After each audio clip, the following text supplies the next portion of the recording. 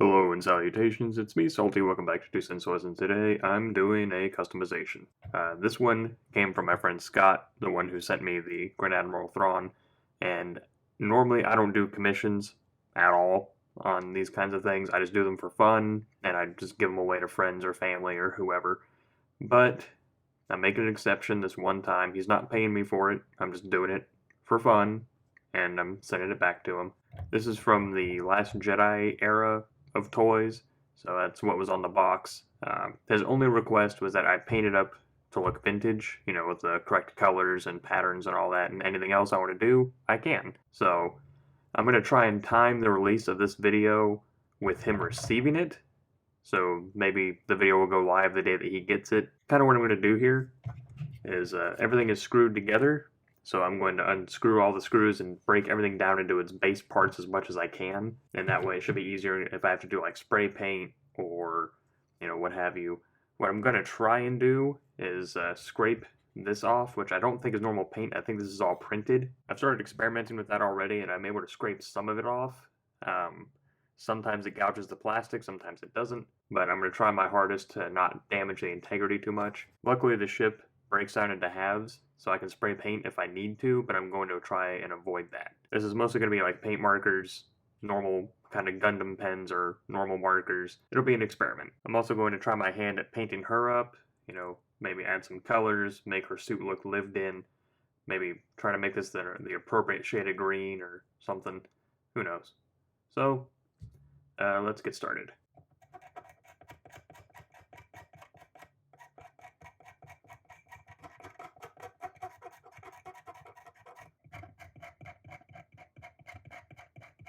So Zacto is working a little bit, but it is leaving some gouging behind.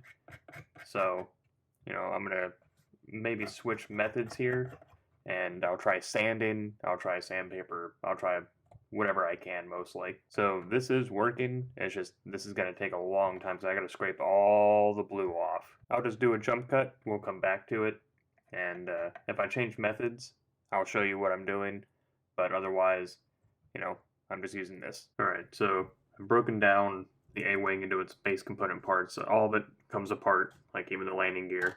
It's just a bunch of screws, except these two posts right next to my pinky are actually, they're either sonic welded or super glued, but based on how they separated, I'm going to assume super glue. Haven't really done much here on the bottom. I'm going to try this, which I think is used for like pushing cuticles back and all that kind of stuff with like fingers and toes and all that. And I'm thinking I might be able to kind of scrape this off a little bit easier without doing like too many gouges or anything. Like, it is coming off, so I think that way it's kind of a flat area, kind of almost like a chisel really.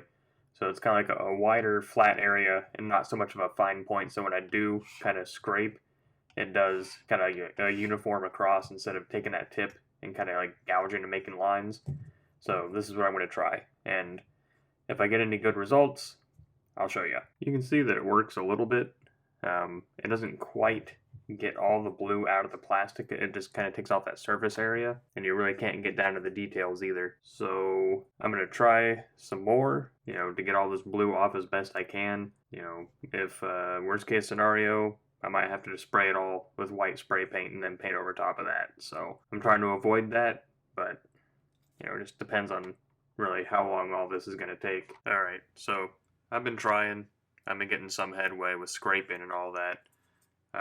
I've tried sandpaper, as you can see, and like an idiot, I forgot to hit record where I tried both sandpaper and dremeling. There, you can see the blue on that right there. They did not do well.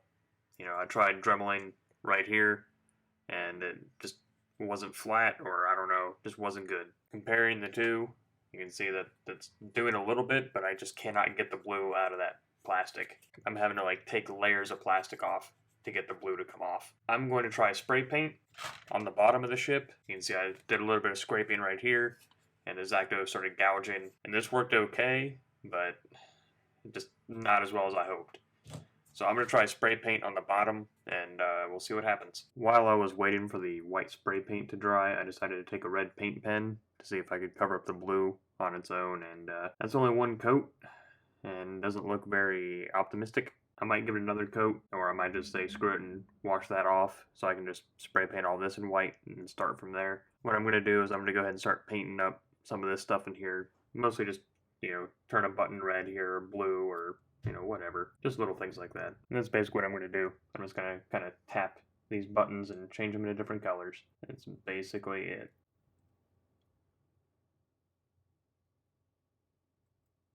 Making a little bit of progress. And that's what we got so far. Not my cleanest work, but that's what we got. And since we're here, let's go ahead and start, doing some of these up. I don't know what color these are all supposed to be or what they are exactly, but they're going to be red. And these two will be red as well. Well, here's the point in the video where I eat crow. I came back from spray paint and all that, thought I hit record, and I didn't. So I'm missing kind of a big chunk. You can see the paint and all that on my hands. So, I started painting some stuff, which this red isn't quite going to cut it, so I'm going to mix up some new colors and try again. But I started detailing the back there, started detailing this thing, just some various other little things, and then repainted the figure. Not sure what I was trying to pull off with her vest, but I figured I'd make her the more accurate green, and the back turned out nice. What I wanted to do, because there was a lot of detail in the vest, I wanted to try and leave the detail, but still make it black like the original figure. I'll chalk it up to engine oil and engine maintenance. That's what happened. I started trying out some paints there, trying out some paints on the inside, which I finally got a nice burgundy color to turn out. So, after doing some experimenting, you can see I did a bunch of scraping to try and get some of that blue off, which I didn't get all of it, but after some weathering, the rest of that blue is going to get covered up. And the spray paint worked a little bit. Again, there's still some blue, but hopefully with the weathering and the paint that's going to go on, that'll cover most of that up. Started doing some kind of black lines and some gold rivets. So let's go ahead and mix up some of that paint.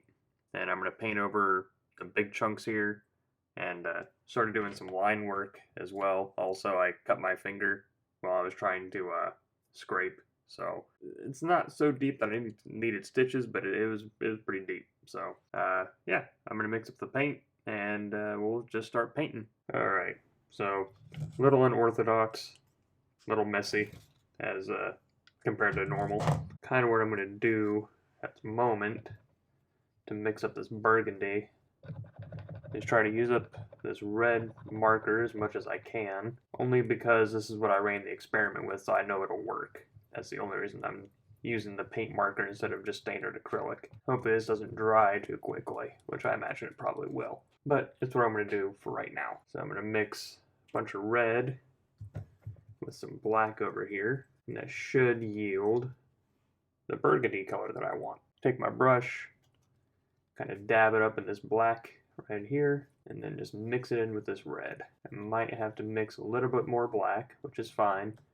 Like I say, a little at a time, because you can always add, you can't take away. See that nice shade of burgundy? I mean, it looks kind of like brown or melted chocolate on camera, but it's burgundy. It's a dark burgundy, but that's what I want. Let's start with one of these that I got a little zealous and went ahead and painted silver there. It's going to take a couple coats, won't lie to you, because I thought that red would work just fine, and it didn't, as it turns out. So, and if I paint over the silver, I can always just go over it with silver again. It's not a big deal, because the paint markers are kind of strong. This will take a couple coats. So I will come back to you when that's done. So I made a bunch. I ended up using acrylic after all, just because the paint pens were drying too quickly and I wasn't able to get enough, if that makes sense.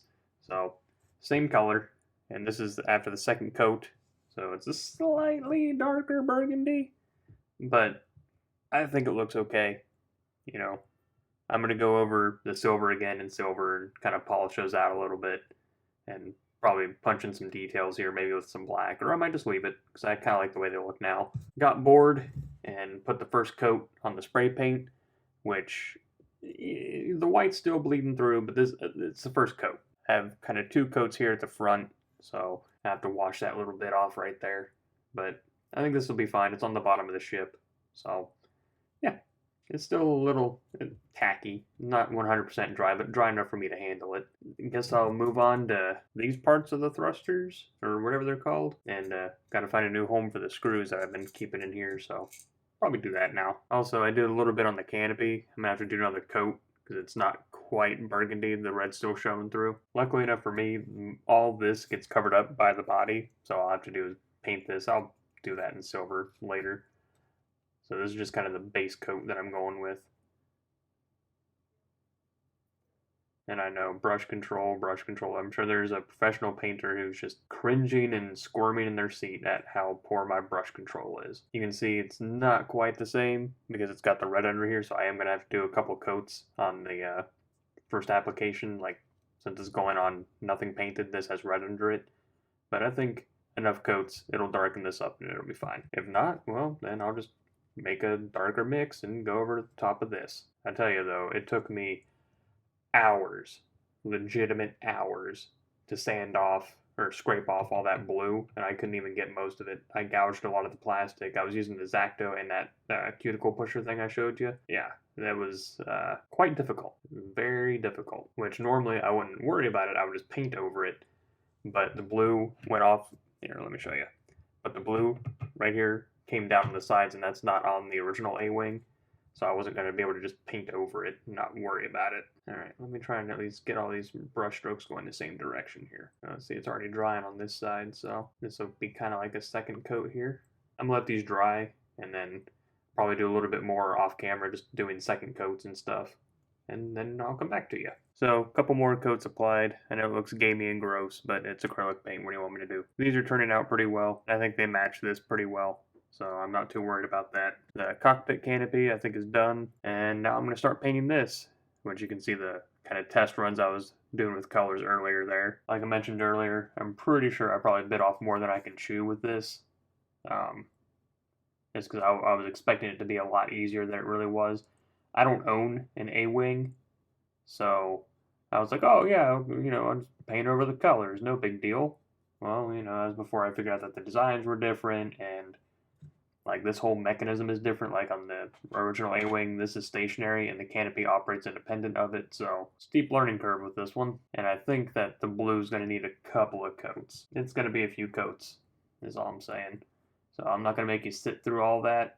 I'll probably just do it off camera, and we'll come back when all this is coated up and dried and everything else, because this is going to be multiple coats on its own, just on top of the regular ass white. So it's going to be a while. Time for another jump cut. So I've started painting some panels gray, just using more acrylic, and I seem to have lost my paint tray, so I'm doing the old taking what I need method and just kind of spreading it around the cap, which I know will harden and possibly seal the lid to it, but it's acrylic, so it'll split. Kind of pick some random panels here on the bottom. I just have to make sure that they line up. So, like that little one is going to be this little one right here. So again, this is going to take a couple coats regardless. Just picking the ones at random mostly. I'll maybe put some blue on here, maybe a yellow panel if I feel like it. And I got a big panel over there, which is going to be this one right here.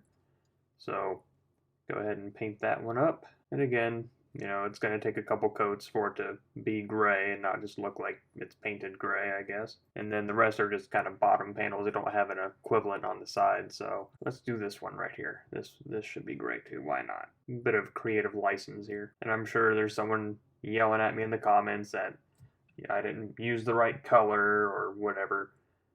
And, that's fine. He said vintage colors, which I know it's more of a pink on the vintage, but this one's more, I guess, movie accurate, or at least Bandai model kit accurate, and they tend to be fairly accurate, I think. That's the color I went with. Now, what I'm going to do is I'm going to take my razor and kind of go through and clean up these lines and the over paint a little bit, so that way it's more crisp. Probably do that off camera, just because it's squeaky, and I don't think you want to listen to that for 10 minutes or however long it would take. And I'll probably paint a couple other ones different colors and do multiple coats. So come back, I'll show you what I did, and then we'll do the lines and the weathering, and then we will put this baby back together and we will be done. So I went through and scraped these to make them white again, and I went through with gold and kind of touched on all the little rivets there. And I took my X-Acto and kind of scraped along. I tried to make it as symmetrical as possible with the cuts here, but I at least cleaned up all that stuff. That looks nice at least. So I'm going to finish this up with the lines, and then I'm going to do my finger smudge thing. I'll just show you what I'm talking about. My normal method, where I just kind of fill in these lines like that. I just always like the way this kind of stuff looks. Kind of makes it, I don't know, comic booky to an extent. But then I usually just kind of take my thumb and wipe away, or not wipe away, kind of smudge in the excess, and it kind of weathers that up. So that's what I'm going to do for this whole thing, and then we'll come back. And we are finally done. This has taken me quite a bit of time to knock out. There's still a few minor touches I need to do. We got the pilot done, which I had to do off screen, because there's a big chunk of this time kind of missing just because I forgot to hit record like a freaking idiot. You can see all the different colors we did on top. You know, we have this kind of burgundy color with a couple panels, a bunch of weathering as per Scott's request. I changed the color on the inside. It was all this kind of tan color. Painted all the wires here, painted all the little doodads behind him, painted all this up here, put some weathering up here. So it was all this color, but now it's got some variety there. Painted the control panel up, put some buttons on there. We painted this, so we got the canopy in 2 different colors. There's our rivets and all that, and painted all these doohickeys right here. Painted all this up because it all was the silver color. Now it's got some character to it. There's the other side on that. Painted all these up with some pens. Put some little golden dots all over. Added a ton of blue there to the thruster. Put some white in the middle. Put a bunch of detail on the back of this thing as well. We did up the landing gear. Got some wires and some grommets and stuff there. There's the underside, weathered up. Thrusters themselves are all weathered up, everything. As per Scott's request, it is a very lived-in ship. And that's all I got. Now let's see, we used a X-Acto knife, we used a cuticle pusher, or cutter, or whatever. We used acrylic, we used paint pens, we used markers. We used all sorts of crap. So, it was a very in-depth, or I shouldn't really say in-depth, it was very time-consuming, but it's done now, so I can pack all this up and send it back off to Scott, and I hope he enjoys it. I'll try to time this video when he receives it, but, you know, if I'm off a day in either direction, then, you know, I'm going to do the best I can. Anyway, if you like what you saw today, then all they ask is that you click like on the video and subscribe to the channel. It's a great way to help me out, and I always appreciate it. And I do thank you for stopping by today. So, until next time, I'm Salty, signing off.